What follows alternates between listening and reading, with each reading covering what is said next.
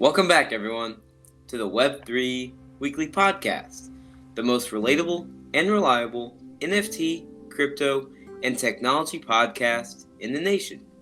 Today, I am lucky to be joined with Kyle Confehr today. Kyle is both a digital artist and a physical artist that creates a wide variety of masterpieces. Kyle is a muralist as well as a digital NFT artist that works with the Not Fungible and the Ghost Club. So without further ado, let's just hop right into it. How's it going, Kyle? Welcome to Web3 Weekly. Hey, man. Thank you so much for having me. I appreciate it. Yeah, no problem. I always enjoy interviewing artists in this space just because you can always learn something new from whatever type of art they create. But kind of learning more about who you are, do you mind to kind of give the audience a pretty, I guess you could call a basic summary of who you are and what you do? I am a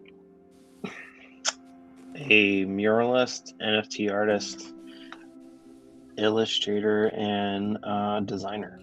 I guess I would say. That's pretty cool.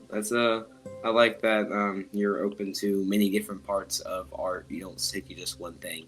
You like to do multiple. But what do you like to do for fun outside of the art world? Like, what do you do when you have some free time and you're just chilling?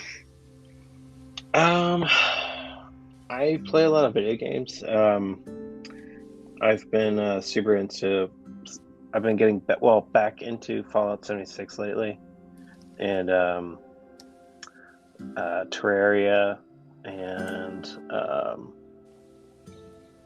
let's see, what's the other game? I'm like kind of going through Horizon Zero Dawn, the second one right now, just kind of getting through the story. I'm like a huge fan of like that like open world like RPG kind of like level or medium, but I don't know, like the hard thing about art is that like I love doing it, so when I'm not doing like one thing in the art world, I'm probably doing something else in the art world. So I understand that. yeah. That's pretty cool. But let's talk about kind of. Do you obviously do art full time, correct? Yeah. So many people probably might be wondering, like, how do you make money with your art in murals? Like, what do you like? How do you like? What do you do with that? Like doing art at like a large scale is extremely I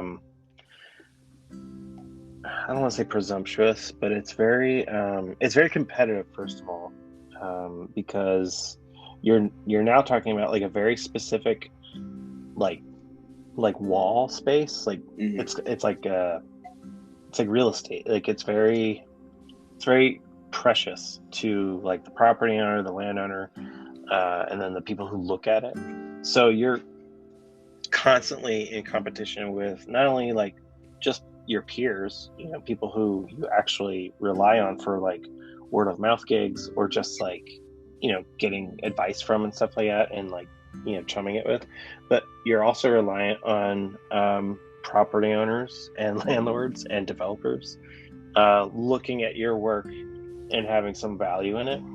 And so, you know, how I kind of like look at things is like, I enjoy what I'm doing, right? But I know that, you know, if I enjoyed, you know, like doing this as much as I love eating pizza, you know, I wouldn't, the ratio just doesn't work out, you know? So like, so I do have to charge money for it. And I feel like this is a struggle every artist works with, but because you have to charge for what you love to do, which is kind of interesting. But you know one of the ways I look at it is like I do you know, a bunch of paid murals, and then I'll usually try and find like one or two on the side that are maybe like in a space that I don't normally get to a lot, and I'll do that like kind of at cost, or like not free, but like heavily discounted. So it's like a few for you, one for me, a few for you, one for me, because it like those spaces that like don't pay as much, maybe, or like maybe spaces that I don't really get to as much, like maybe it's like because it's the neighborhood it's in, or maybe it's because of the wall or the surface it's on. Like maybe that's like a huge challenge, just like painting on the freaking wall. Yeah. I'll do stuff that I don't normally get to do that's outside of my comfort zone, or maybe it's something I've been like wanting to do and I just haven't had a chance to do it at like a larger scale. So like it's kind of cool because then it like goes into your portfolio and kind of becomes part of like, hey, this is what I can do, and then helps you bring in other people with, hopefully with a budget, to help pay for your apartment and stuff. Yeah, I completely understand. Especially you want to be able to show as many people as possible your skills and everything, and sometimes you have to take a gamble, I guess, by doing it for quote unquote free. But if you had to pick one, like what would be your favorite type of art? That I do? Yes. I would definitely say like the mural making. I think like it. I think that's my favorite. It's because my approach to making like mural and large scale public art is very like selfish, like in the sense that like I'm not doing. Yeah, I'm doing what I want to do off the top of my dome, like without any outside inspiration. Usually, like it's usually like sometimes a person will be like, hey, can you like throw like MC Hammer in there, or like can you like throw like this local like icon in there or whatever, like and that's fine, that's cool, like that totally helps inform what I'm doing. But yeah, like normally I'm just like throwing the composition and all the content in there as I go, and to me that's like really like freeing and very like it's very methodical and like meditative. I'm trying to think of other words, like I completely other understand. adjectives. I was having kind of I was talking to a former, well, not former, but like another artist, another person in the space, and we talked about how when you enter a type of flow state when you're either doing a certain piece of art or you're just working on something, and it's kind of like a beautiful peace of mind that you enter. It's kind of like almost in the zone where you just enjoy it. It's kind of bliss, and you're just doing like what you love. If that makes sense. Like it's a really cool feeling. Yeah, flow state is definitely, that was a term. I just didn't want to use it, but yeah, that's exactly what it is. It just sounds like if I say that if I'm like, yeah, I enter flow state, like sometimes it just sounds like I'm like, yeah, like I have like crystals in my pocket or something. But, Yeah, no, I completely understand. But how did you first get started with art? We probably should have mentioned that earlier, but how did you first get introduced to it, or when did you know you're like, dude, like I love this. I need to do this. I want to do this for the rest of my life. I mean, like when I was in high school, I think I remember like I was in 9th or 10th grade. Like I'd always been good at like drawing and like art and um like painting and stuff, and like because I took a lot of like classes outside of school for like live drawing, painting, oils, acrylics, all that. And and when I got into high school, I was offered, or not offered, I was introduced to a vocational program at my high school, and it was commercial art and graphic design, and I was like, oh, like I could like make a career doing this, like It's like, wait, what? I can make money doing something I love? What? Yeah, exactly. I was like, I guess I'm doing this now. So like I actually initially went to the vocational school for I think because you got like a week or something, like a couple days where you could go in before you even like went the following year, but you had a couple days where you could go try out like a bunch of different like classes there, and I think I tried like I forget what it's called, like it was like mechanical engine, like basically like working in a like automotive industry, like so like working on cars and stuff.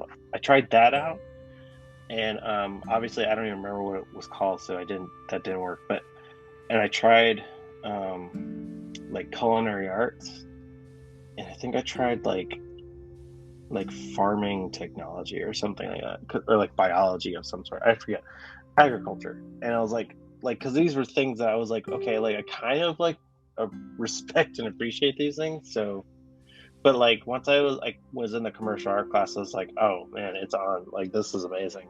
So I just stuck with that. Yeah, I like that. I like it's kind of like a little origin story. But what would you say? Or obviously you continued to do art because you do art now. What type of art would you say that takes up most of your time right now? Like, what do you do the most currently? Um, Murals right now. I would say like in between murals, you would, if you caught me in between murals right now, like I would say like proposals and pitch decks. Yeah. Because that's like another huge aspect to it. It's just like as much as I love doing the actual work, um, it I have to like dedicate like a lot of hours to just like putting proposals and pitch decks together, and I would say that's half the that's half my time at this point, because I'm Mhm. like out of mural festival season. I guess it's just usually like spring, summer, and I had like a crazy busy like winter, fall, spring. So like I wasn't applying to a lot of these like festivals like I should have been. And so I'm kind of just playing catch up now with taxes and proposals, and I have my own like mural festival thing that I want to do. So it's kind of just like playing catch up right now. But in between murals, as always. Yeah, yeah, that's cool. I've never actually spoke to a muralist, which is really cool to see. Like, how long would you say? Obviously, each mural is going to be different just because of size and detail. But how long do you say? Like, would you say you work on a certain mural once you're assigned it? If that makes sense. Um, the longest part, like for me, like I'm pretty fortunate in having a really fast process. Like I'm very quick. I did the biggest mural I've ever done was in Lewis, Delaware, on the side of like this old municipal building that they were just kind of like, I guess they were treating it as like an eyesore, and so it was 50 feet wide by 30 feet high, and I did that in 2 days. I came down, primed it in like half a day, like rolled the Oh whole wow. thing. We got like I got like a boom to come through, and I just like used that, and then I just like did the whole thing in 2 days. Hmm. So it depends. Like the priming prep, usually it takes the longest because like if it's public art and it's on a you know public facade or whatever, like you want it to be there for a while. And you also want it to be vandal proof or weatherproof. So you have to work out with the property owner like what kind of like a coating or protectant do you want in there? Do you want it sacrificial? Do you want it not sacrificial? Do you want it just like permanent? Like so, I think prep usually takes around. I always block out like at least like a solid 1.5 to 2 days to just make sure the surface is ready to go.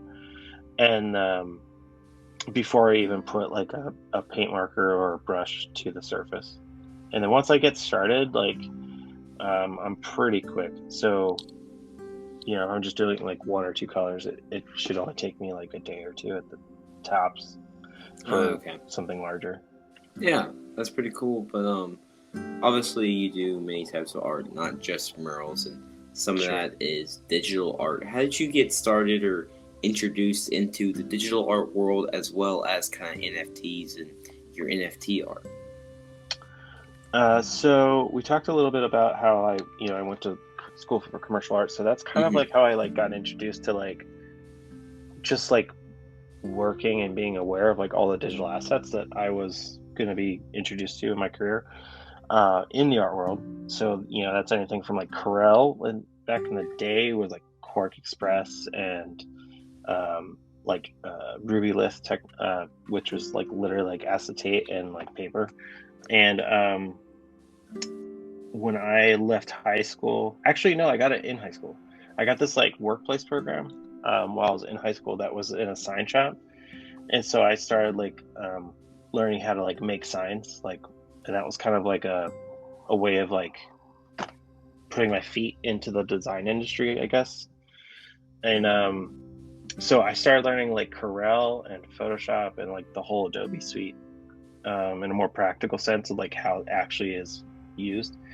And then when I got into college, I got my first Wacom tablet then, and I just was like always drawing in Photoshop directly, and I just really got good at that. And then like I don't know, like a couple years ago, I got like my first iPad Pro, and that has like just opened the doors to like so many different opportunities and like a different way of working. And so I've been really digging that. And that's kind of, I guess, how I got more into like the digital realm. And then once like COVID kind of happened, I hopped on Clubhouse and started hanging out with like these other artists from like, around the world, and just kind of chatting it up and stuff. And it was a couple artists, Brian Romero and Russ Moreland, and Pop Wonder. They were talking about like making artwork, like NFTs, and making artwork to sell as like tokens. And I was just like, what? What are you talking about? And it like didn't really make sense to me, but like I just stuck along. Yeah, like you didn't understand it, but you're like, you know what, I might as well stick along. Maybe I can learn something. Exactly. I just kind of was like, maybe like by osmosis, I'll learn something. Yeah. But you obviously mentioned that you work with, or in your Twitter it says you work with not only like Not Fungible, but you also work with the Ghost Club. What do you do for them, like with NFT art? The Ghost Club is just really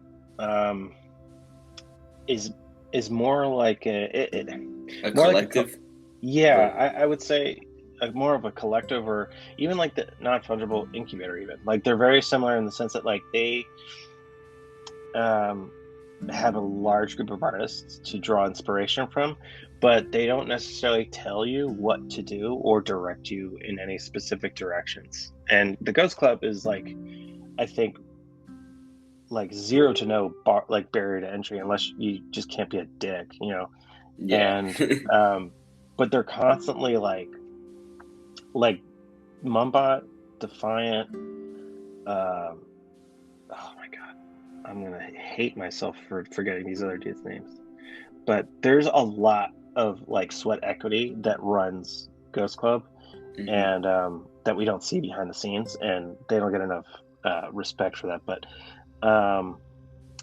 because it's, if there's not like one project they're working on, there's like 20, and there's not just one person working on any one project. It's usually like 2 or 3 artists working on like 7 different ones, and they're all kind of like interfacing with other artists who are working on different projects. Like the Ghost Club is kind of like this chaotic masterpiece that kind of just works really well with each other because everybody's nice, and there is like the ego is checked at the door, like, so everybody kind of just like helps each other out, and it's very transparent about that kind of stuff.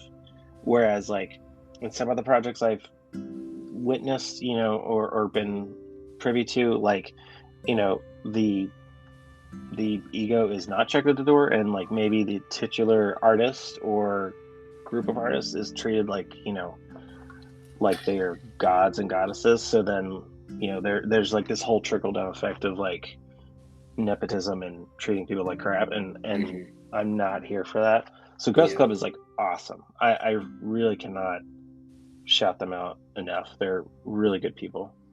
That's awesome. It's good to see that you kind of found your community you can feel comfortable with and get kind of proper and good information from it, especially just with the community aspect of, hey, like, can you help me out with this? And then everybody's like, sure, why not? I can help you, because we're all here for kind of one common goal, just to help each other out and create the best art possible. We're talking about art and NFT art in general, especially with what you do.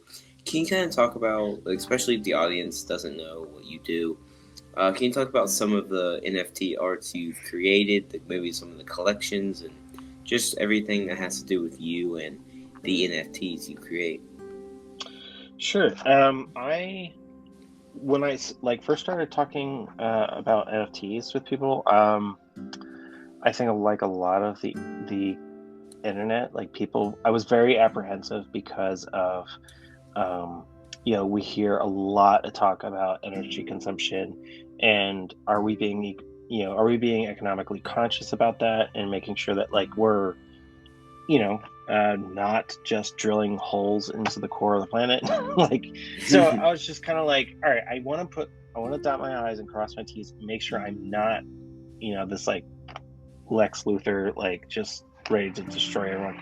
So like, I just wanted to like make sure I was doing that and doing my diligence and research. So I did a lot of that probably for a good like 6 months before you even like attempted anything with NFTs.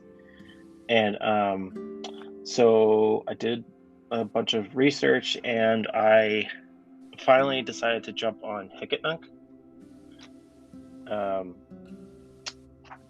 or Hen, I guess, because that was a platform that relied on the Tezos blockchain, and the Tezos blockchain is like very green friendly, very very like green conscious. And I felt good about that. So I literally was like, I took like some old, actually it was an old mural rendering that I did for somebody's backyard. And I took that and I just kind of like cleaned it up, Photoshop, and then I just minted that. And it was like kind of like wonky and oblong. And I was like, oh, I mean, that doesn't really work. But I left it up anyway because I was just like, I don't really care, like, so whatever. So I left it up, and I think I sold it for like 0.5 Tez or something. And so like that's kind of like my first introduction into like the NFT space, and then like the more I like worked with Hen or Hicketnunk and the Tezos blockchain, the more I start to appreciate the stability of like the Ethereum blockchain, because Hicketnunk, and I know it wasn't necessarily to do with the blockchain, but the platform was a little wonky, and like there was a couple exploits, and that kind of turned me off from them. Like, no hard feelings to anyone that still sells stuff there, but so then I just was like, I'm just gonna try OpenSea, and then that's how I kind of got into OpenSea. My first, I think, ETH-based project that I worked on was with Nifty Skateboards. It's like I think it's a dude named Paul and Ollie. And, yeah, I've heard about that. It's a really, really cool collection. Yeah, they're like, I met them in a clubhouse room about like skateboard and like punk art, because that's kind of like my first internship was at Zoo York Skateboards, and then I kind of like worked a little bit around with like Zoo York and a little bit with like Echo, and I kind of like, I used to skate a lot, and so I kind of like always grew up around like the punk skateboard art scene. So me and Ollie kind of like hit it off, and we knew a lot of the same people. And then I was just kind of like, dude, like, if you ever want like to do like a graphic for a board or something, like just let me know. And so that was like my first Ethereum based project. And You came Ollie over to the light side. Yeah, Ollie did all the heavy lifting on that. I literally like drew like the board in like 10 minutes, sent him over everything, and then he just like rendered the hell out of it and made it look amazing. That's dope. I like to see that. It's kind of cool how a lot of the NFT artists I've talked to, especially just like in this space, they all help each other out, and they all kind of. I love it. It feels like a lot of them really know each other, and they all run in similar circles. But kind of talking about how artists run in similar circles. Obviously, if anyone was watching NFT NYC or just following any type of NFT artist during NFT NYC, sorry, you definitely could see a lot of people having fun with their certain kind of artist group or whatever collection they worked on together. They were all hanging out in NFT NYC. Can you talk about some of your time at NFT NYC? Like, what did you enjoy about it? Maybe some memorable moments, or just kind of your experience as a whole? To be honest, I went up for one day. I went up for the Ghost Club. We had a Ghost Club like meetup in Dumbo, Brooklyn, and so I like was like thrilled to go back to the city and just like hang out. And so I did that, and then we went over to Jason Naylor's studio, and who's like another he's like another creator in the Ghost Club, and we visited his studio, which was really dope, and just kind of like hung out and just like got to meet people that were all in or around or associated with the Ghost Club. And then later that evening, I went to a not fungible like dinner, and that was like kind of to be able to put a face with the various names that are in that incubator. And so that was really nice. I got to meet like BitBuzz and Sam Pearson and Killer Napkins, Brian Morris, Brian Romero, Suck Lord. I'm trying to think who else I met. There's a lot of people. I think some of the dudes from Decentraland like swung by. Oh wow, that's actually dope. Yeah, I didn't get to like see that. I'm not like on that tax. I'm not in their tax bracket, so I'm not sure they're gonna say hi to me. But so it was cool. Like it was very chummy, very very cool. It was nice to like talk to other artists who are doing. Yeah, I could see like an artist would like take a selfie with a bunch of other people, and it felt like they would have to tag like 25 other artists because everybody was hanging out in such big groups. Yeah, it's a little intimidating in that way, and especially as someone like me, like I don't talk about myself very often, so like when I do, it's kind of like this. It's kind of like disjointed, yeah. like a little all over the place. Which is like, thank you for bearing with me, but yeah. So I don't know. It was nice. It was nice. It's always nice to to hang out with your peers in a relaxed setting, because like when your peers are usually, whether the workplace or professional life or whatever, like it's nice to be able to kind of just like let your hair down, I guess, and then just kind of like chill. And it was nice to meet like some good people in person. Yeah, I think it's obviously definitely a really cool experience, and it's something I'm definitely going to try to make next year if possible, if I continue my kind of growth. But I think it's just something. It's not like something I have to do, and like if I don't go to NFT or NYC, like my career is gonna be over. It's just something I'm kind of looking forward to, and maybe it happening, if that makes sense. Go, but don't buy a ticket. that ticket. That's what I've heard. That you didn't need a ticket. No. And like, I'm sorry, but like I know I shouldn't be like crapping all over like the name of this, but it literally was like a fustercluck. Like it's in the middle of a pandemic, in the middle of like what is people are still considering a pandemic. Like it was if you had a group of people that you're comfortable with, cool, chill with them, hang out with them, but like you still have to be careful and just like be a decent human being, but at the end of the day, like you're not really there to like make a ton of new information for your brain. Like you're there to make new connections for your wallet. So and like the plus side of that was like being able to make genuine connections with people that I already knew, which was great. And I think that's why I enjoyed it so much.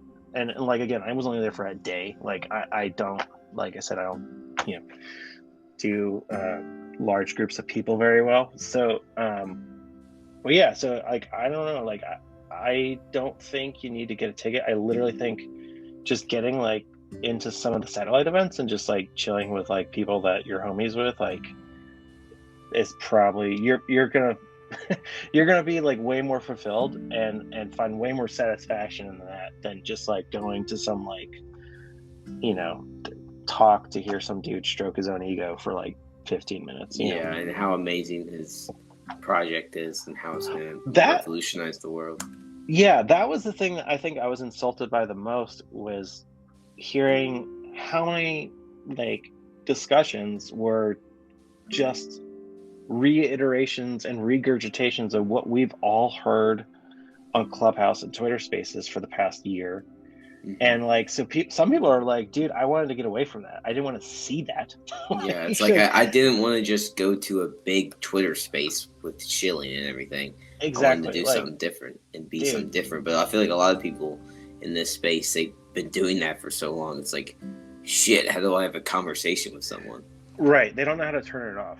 And then, I mean, whatever. I also, I kind of get that too, because that's how I am about, like, when I talk about, like, certain parts of my work, like, I just nerd out. So I get it. But it's not for everyone. Yeah, I completely understand why some people just.